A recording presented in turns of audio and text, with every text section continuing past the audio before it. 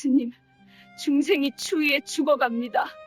제 가슴에 불꽃이 꺼져가요. 송도 근처 청룡사라는 깊은 절에는 지족선사라는 이름 높은 스님이 계셨습니다.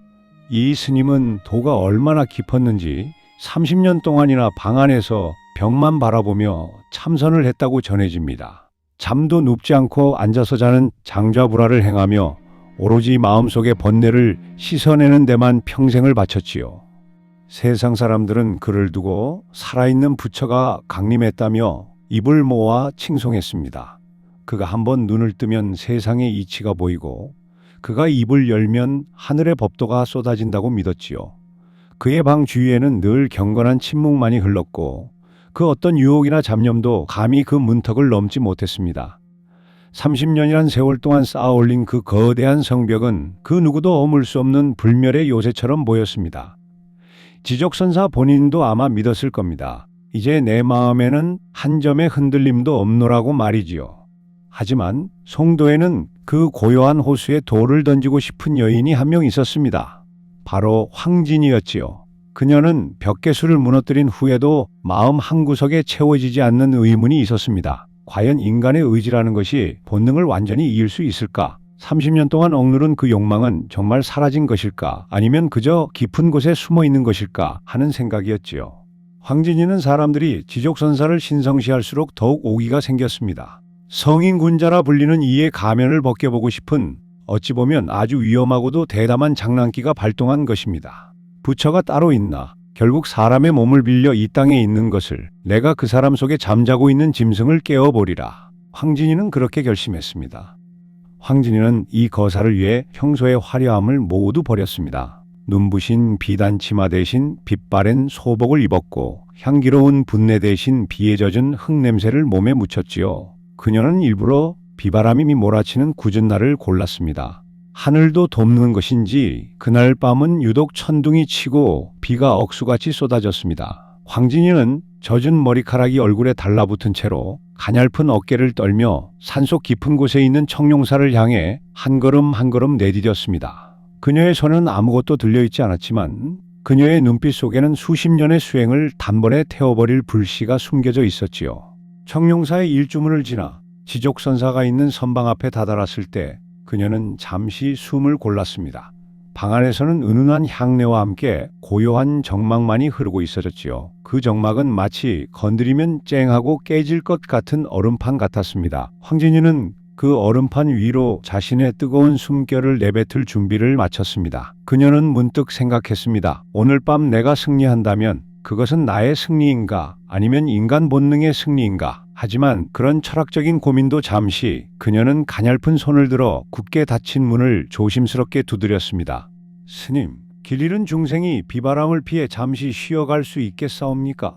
산길에 길을 잃어 의지할 곳이 이곳뿐이옵니다. 그 목소리는 빗소리를 뚫고 지족선사의 귀에가 닿았습니다.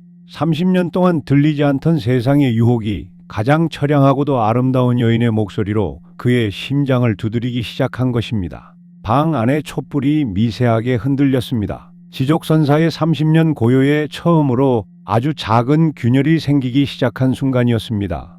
문이 열리고 빗소리와 함께 서늘한 바람이 방 안으로 훅 끼쳐 들어왔습니다. 30년 동안 한 번도 흔들림 없던 선방의 정적이 산산조각이 나는 순간이었지요.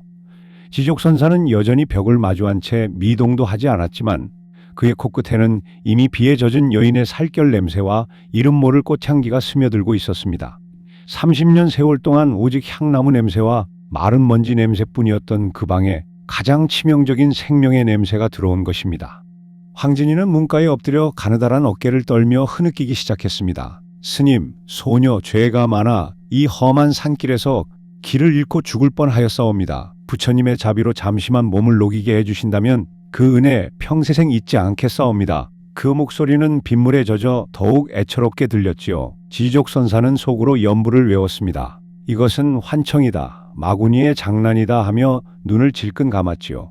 하지만 등 뒤에서 들려오는 여인의 떨리는 숨소리는 연불 소리보다 훨씬 더 또렷하게 그의 귓가를 파고들었습니다. 결국 지족선사는 자비라는 명목 아래 금기를 깨고 말았습니다. 비바람이 거센히 들어와 몸을 피하거라. 그 짧은 한마디가 그의 30년 수행을 무너뜨리는 첫 번째 균열이었습니다. 황진이는 조심스럽게 방 안으로 들어와 앉았습니다. 촛불 아래 비친 그녀의 모습은 그야말로 처참하면서도 아름다웠지요. 얇은 소복은 빗물에 흠뻑 젖어 몸에 착 달라붙어 있었고 그 사이로 비치는 하얀 살결은 달빛보다 더 눈부셨습니다. 젖은 머리카락에서 떨어진 물방울이 방바닥에 툭툭 소리를 내며 떨어질 때마다 지족선사의 심장도 함께 덜컥거렸습니다. 황진이는 여기서 멈추지 않았습니다. 그녀는 추위에 떠는 척하며 지족선사의 등 뒤로 다가갔습니다. 그러고는 아주 조심스럽게 하지만 거부할 수 없는 손길로 스님의 가사자락을 잡았지요. 스님, 몸이 너무나 차갑습니다. 제 가슴속 불꽃이 다 꺼져가는 것만 같사옵니다. 그녀의 숨결이 스님의 뒷덜미에 닿는 순간 지족선사는 온몸에 전기가 흐르는 듯한 전율을 느꼈습니다. 30년 동안 죽어있던 사내의 피가 뜨겁게 달아오르기 시작한 것입니다. 지족선사는 여전히 벽만 바라보고 있었지만 이제 그의 눈에 보이는 것은 벽이 아니었습니다. 벽 너머에 있는 여인의 하얀 손, 붉은 입술, 그리고 자신을 유혹하는 그 눈빛이 환상처럼 떠올랐지요. 그는 나무아미 타부를 외쳤지만 입 밖으로 나오는 소리는 자신도 모르게 갈라지고 떨리고 있었습니다. 황진이는 그가 흔들리고 있음을 확신했습니다. 그녀는 이제 아예 그의 등에 머리를 기대고 나직하게 노래를 읊조리기 시작했습니다. 그것은 불경도 아니요, 단순한 유행가도 아닌 사내의 영혼을 쥐고 흔드는 여인의 애끓는 고백이었습니다. 황진이는 스님의 등 뒤에서 그저 울고만 있지 않았습니다. 그녀는 영리했습니다. 사내의 마음을 여는 것은 강박이나 강요가 아니라 가랑비에 옷 젖듯 서서히 스며드는 것이라는 걸 누구보다 잘 알았지요. 그녀는 젖은 옷자락이 바닥에 쓸리는 소리를 내며 아주 천천히 스님의 옆자리로 옮겨 앉았습니다. 그리고는 가냘프고 차가운 손을 내밀어 스님의 뜨거운 손등 위에 살며시 얹었습니다. 지족선사는 소스라치게 놀라 손을 떼려 했지만 황진이의 손길은 마치 봄바람처럼 부드러우면서도 거부할 수 없는 힘으로 그를 붙들었습니다. 스님, 30년 동안 이 차가운 벽만 보셨다니 그 벽 너머에 있는 세상의 슬픔은 어찌 그리 외면하시옵니까? 부처의 자비란 고통받는 중생의 체온을 나누는 것부터 시작하는 것이 아니었사옵니까? 황진이의 이 말은 지족선사의 논리를 단번에 마비시켰습니다. 불경 어디에도 추위에 떠는 중생을 밀쳐내라는 가르침은 없었으니까요. 방 안의 촛불은 바람도 없는데 제 혼자 춤을 추듯 흔들리고 밖에서는 천둥 소리가 지족선사의 마지막 이성을 때려 부수고 있었습니다. 황진이는 이제 스님의 어깨에 머리를 기대고는 낮게 읊조리기 시작했습니다. 스님, 사람들은 스님을 살아있는 부처라 칭송하지만 제가 보기엔 그저 가엾은 한 사내일 뿐입니다. 30년 동안 스스로를 가둔 감옥에서 이제 그만 나오시지요. 오늘 밤 이 비가 그치고 나면 스님도 저도 그저 한 줄기 바람으로 남을 것인데 무엇이 그리 두려워 고개조차 돌리지 못하십니까? 그녀의 목소리는 지족선사의 심장을 파고드는 날카로운 칼날이자 동시에 상처를 어루만지는 비단결 같았습니다. 지족선사는 감은 눈 속에서 수만 번의 연부를 외웠습니다. 하지만 30년 동안 쌓아온 수행의 공든탑은 이미 밑바닥부터 흔들리고 있었지요. 황진이의 살결에서 전해지는 온기는 그 어떤 극락의 환희보다도 강렬했고 그녀의 숨결은 지옥의 불길보다 더 뜨겁게 그의 영혼을 태웠습니다. 30년이란 세월이 무색하게도 그의 몸은 가장 정직하게 반응하고 있었습니다. 마침내 지족선사의 인내심이 임계점에 다다랐습니다. 황진이는 이제 스님의 귓가에 입술을 바짝 다가대고 세상에서 가장 달콤하고도 치명적인 향기를 내뿜으며 마지막 일격을 가했습니다. 스님, 이제 그만 벽을 등지고 저를 보시지요. 30년 동안 보셨던 그 죽은 벽보다 여기 살아있는 저의 눈동자가 부처의 진리에 더 가깝지 않겠사옵니까? 만약 저를 보시는 것이 죄라면 그 죄는 제가 다 짊어지고 지옥에 가겠사옵니다. 이 한마디는 지족선사의 영혼을 떠받치던 마지막 기둥을 완전히 부러뜨렸습니다. 30년 동안 단 한 번도 고개를 돌리지 않았던 그 고고한 목이 마치 자석에 이끌리듯 천천히, 아주 천천히 옆으로 돌아갔습니다. 그리고 그곳에는 비에 젖어 더욱 붉어진 입술과 이슬 같은 눈물을 머금은 채 자신을 애처롭게 바라보는 황진이가 있었습니다. 그 눈을 마주한 순간 지족선사의 머릿속에서 30년 동안 정성스레 쌓아 올린 수만 권의 경전이 한순간에 불타 사라졌습니다. 지족선사의 입에서 터져나온 것은 나무 아미타불이 아니라 평생을 억눌러 온 사내의 거친 신음이었습니다. 그는 떨리는 손으로 황진이의 젖은 얼굴을 어루만졌습니다. 그것은 성자의 손이 아니라 30년 동안 굶주린 짐승의 손이었습니다. 아, 네가 정녕 나를 구원하러 온 부처란 말이냐? 아니면 나를 천길 낭떠러지로 밀어넣을 마귀란 말이냐? 그는 스스로를 자책하면서도 동시에 황진이의 가냘픈 허리를 끌어안았습니다. 30년 공부가 도로 아미타불이 되는 순간이었습니다. 지족선사의 가사는 바닥으로 떨어졌고 방 안의 촛불은 마치 누군가 입으로 분 듯 일순간에 꺼져버렸습니다. 밖에서는 여전히 빗줄기가 대지를 때리고 있었지만 선방 안의 정적은 이제 사내와 여인의 뜨거운 숨소리로 가득 찼습니다. 30년 동안 벽만 보며 닦아온 그 고고한 도는 황진이라는 이름의 불꽃 앞에 한 줌의 재가 되어 흩어졌습니다.